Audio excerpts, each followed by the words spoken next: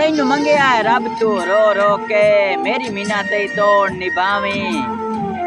मेरा वसो नहीं नाल शरीकां दे हथ फद के छोड़ न जावी।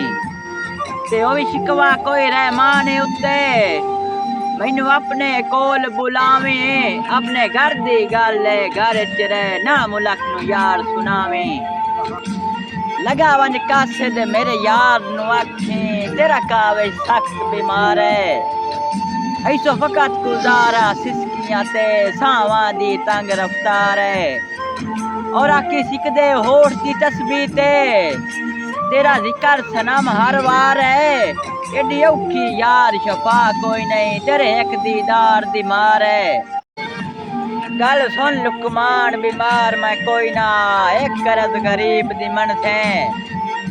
उन वाकी उन ता मौत करीब कदो सौ मुलाकात दी बन थे।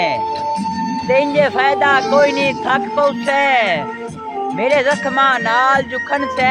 मेरे फाटन कावे चादरा ताए तो कितु कितु पट्टियां बन से। खेडा नेत ने जुड़दियां संगातियां छाला कहंदी खेड़ ना बजे। उस यार नु चंगा यारां दिन जेड़ा यार दे पड़दे कज्जे।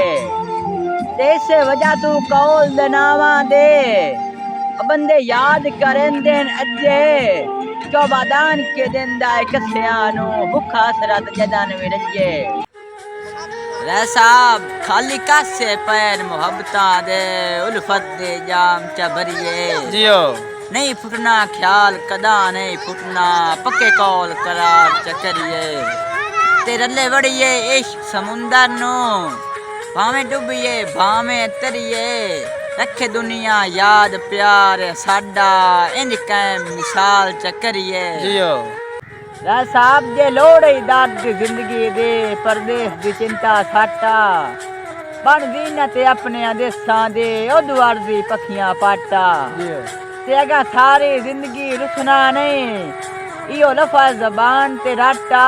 मता लंबेड़ जुदाई दी जिंद कढ़ ले मेरे जींदियां हटा। वाह जी वाह। गल सुन लुकमान बीमार मैं कोई ना एक करज गरीब दी मन थे। उन वाकी उन ता मौत करीब कदो सौ मुलाकात दी बन से। ते इंजे फायदा कोई नहीं थक पौसे मेरे जख्मा नाल जुखन से। मेरे फाटन कावे चांदरा ताई तो कितु कितु पट्टियां बन से। रखो मैयत जनाब दी चौखट ते दसो हर के तोड़ा गया।